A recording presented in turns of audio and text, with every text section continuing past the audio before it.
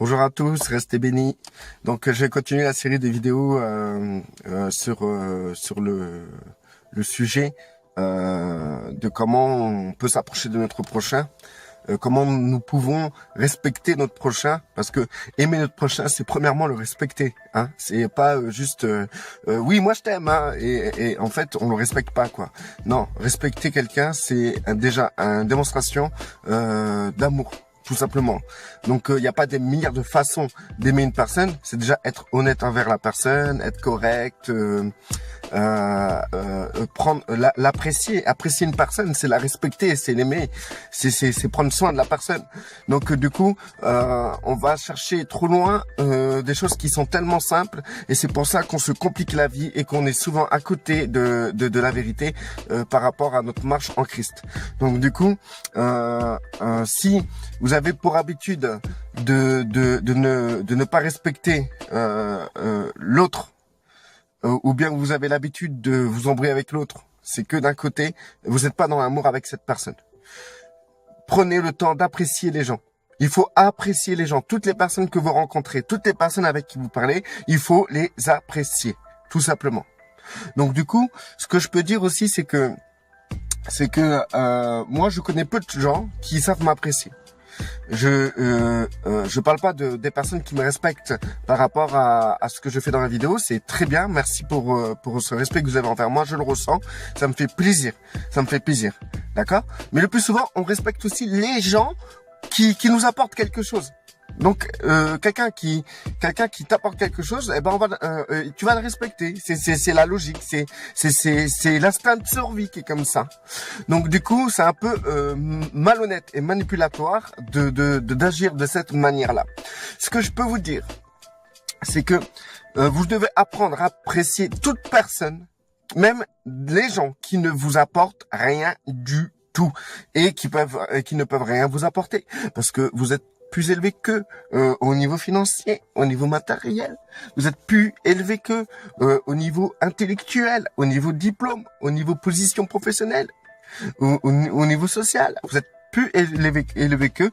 Donc, c'est pas à vous de les apprécier, c'est à eux de vous apprécier. Cette mentalité de cette société qui fait que plus tu es riche, plus tu es bien, plus tu es apprécié. Et ben, en fait, faites une croix dessus. Si vous voulez aimer votre prochain, il faut apprendre à apprécier n'importe quelle personne, ne serait-ce l'SDF qui est assis dehors dans la rue et qui vous demande de l'argent, même si c'est pour de l'alcool, même si c'est pour se saouler. Mettez-vous à sa place, hein, ce pauvre SDF. Combien de gens m'ont dit, ouais, mais pour dire que c'est malhonnête de votre part, hein. Ouais, mais écoute, si je lui donne de l'argent, il va s'acheter de l'alcool. Et donc au résultat, tu donnes rien. Bah bravo. Comment faire des économies quand vous vous baladez dans la ville? C'est pas mal comme manière d'économiser, hein. C'est malhonnête. Moi, je dirais plutôt c'est malhonnête. Oui, mais moi, je préfère lui acheter de la nourriture. Bah, qu'est-ce que t'attends? Va lui acheter à manger, quoi. Alors, va dans un magasin, va acheter à manger, donne. Voilà. Si tu préfères donner de la nourriture que de l'argent, bah, va acheter et va donner de la nourriture. Et s'il en veut pas, c'est pas grave. Donne-nous au SDF suivant. Faites-moi confiance. Vous trouverez un SDF dans la rue qui acceptera votre pain. Donc, du coup, il faut savoir apprécier les gens, c'est tout simplement. Apprécier les gens, prenez votre temps à apprécier les gens. Appréciez leur personnalité, leur identité. Appréciez, vous allez découvrir des tas de choses. Et ça sera plus facile pour vous d'accomplir ce deuxième commandement. Aime ton prochain comme toi-même. C'est-à-dire que toi, tu aimes être apprécié par les autres. Dans ces cas-là, toi-même, tu apprécieras les autres. Tout simplement. Point à la ligne, ça va pas plus loin, c'est très simple. Voilà. Donc le sujet, c'est les chrétiens malhonnêtes.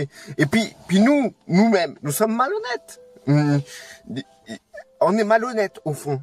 En fond, majoritairement, on est malhonnête envers l'autre.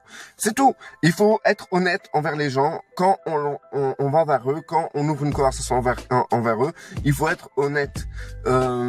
Combien de fois, je vais donner des exemples tout simples, hein, tu vois. Combien de fois, vous arrivez vers une personne, vous lui faites la morale, vous lui dites qu'il faut faire ça.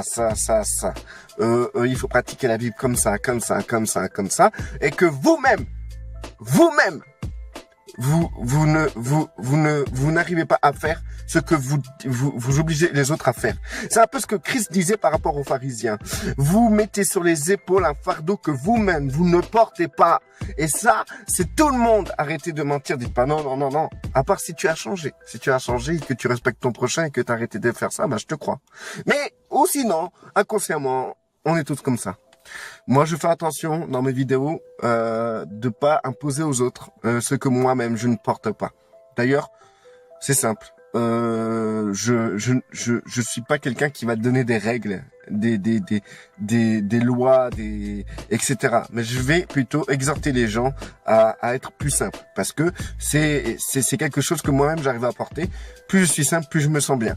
Voilà, tout simplement. Je donne ce que je suis, je donne ce que j'ai, je témoigne de ce que je connais et je témoigne de ce que j'ai vu. Donc du coup, je peux vous dire que moi, je vous apporte quelque chose que je porte. Je porte cela. La simplicité, je la porte. La simplicité pour marcher en Christ, je la porte. Donc du coup, moi je vous impose pas quelque chose que vous n'êtes pas capable de porter ou que moi-même je ne porte pas. Voilà, tout simplement.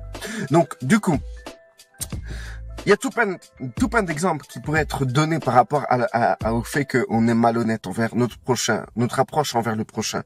Et ce qui fait que nous rejoignons dans le verset dans 1 Corinthiens 13, l'amour n'est pas malhonnête.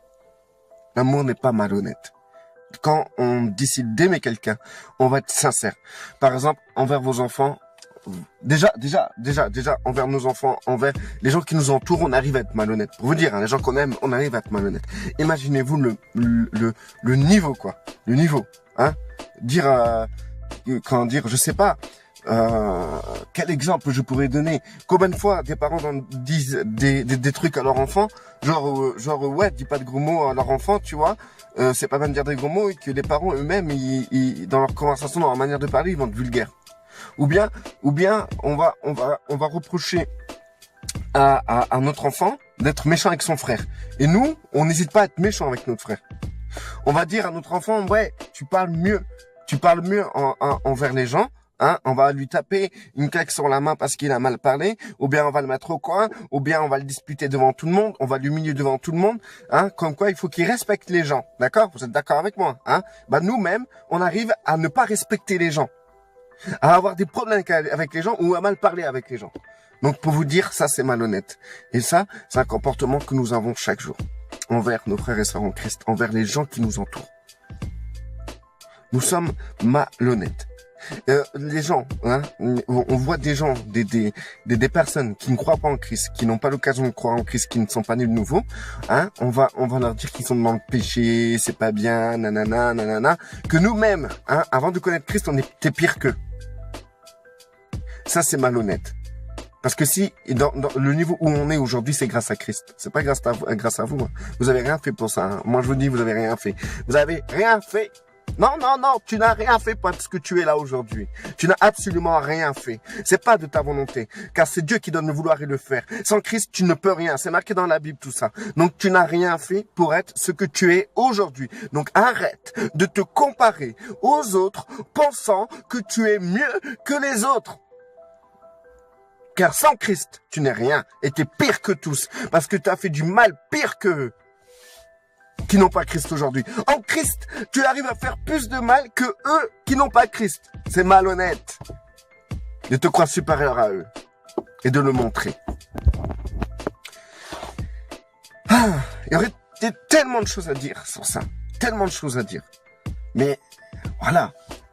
Je pense c'est tout que la malhonnêteté commence sur le fait de ne pas accepter, de ne pas voir l'état dans lequel on est, vraiment. Ça, c'est de la malhonnêteté. Être malhonnête, c'est être ancien, avoir un certain âge en Christ et dire aux personnes qui nous contredisent parce que on est trop religieux, hein, que en fait, vous allez dire à ces personnes, oui, mais tu sais, toi, tu n'as pas d'amour, tu es, comment dire, tu manques de respect aux anciens, etc. Nanana, en sachant que cette personne-là qui vous contredit a la raison, et vous le savez très bien. Mais vous sortez la carte. Ah, mais nous, on est anciens. Moi, je suis pasteur. Moi, je suis un tel.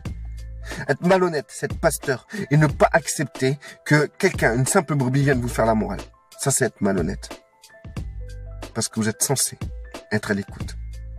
Et apprendre. Parce qu'un pasteur doit avoir la capacité de se remettre en question, doit avoir la capacité de comprendre qu'il peut être dans l'erreur. Un pasteur doit être capable de comprendre que ses propres brebis ont le Saint-Esprit en eux et que ces brebis-là sont capables de dire les choses qui viennent de Dieu.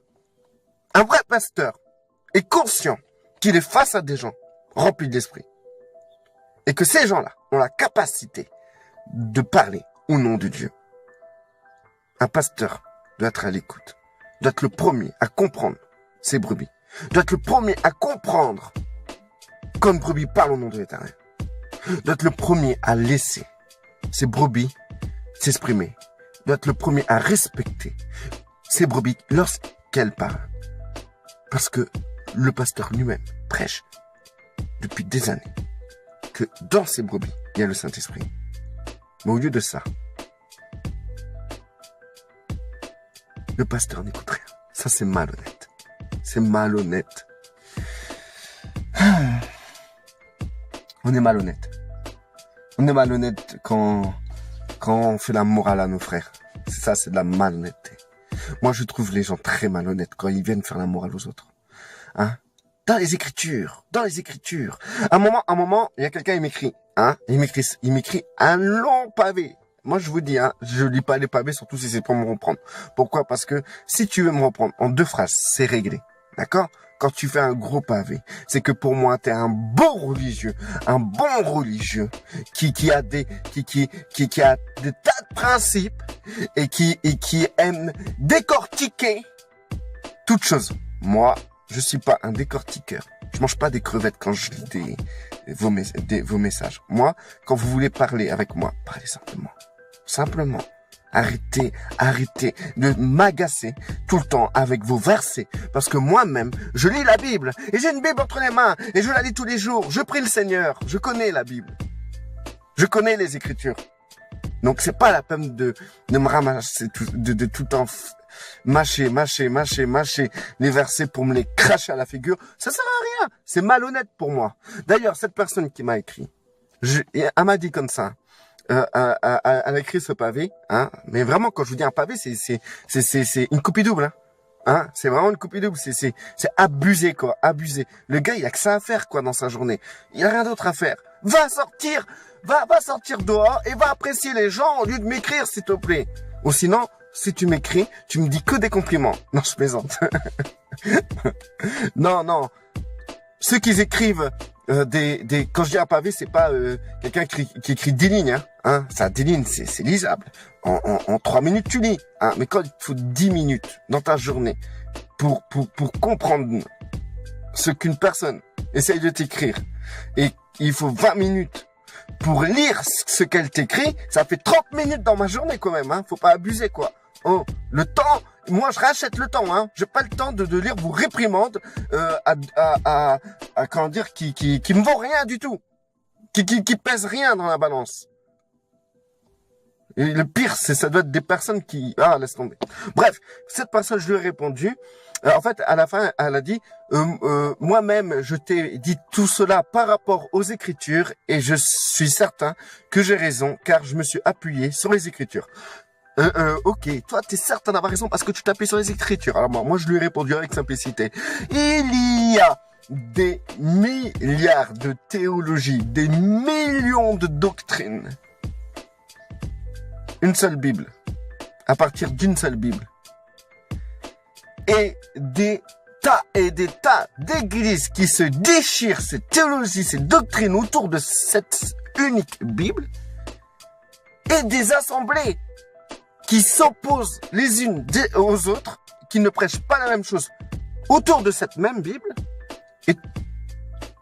Et je lui ai dit, pour moi, toi, tu fais partie de ce lot. Vérité.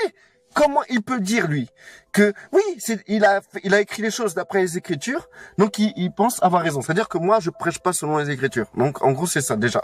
d'entrée. Ensuite,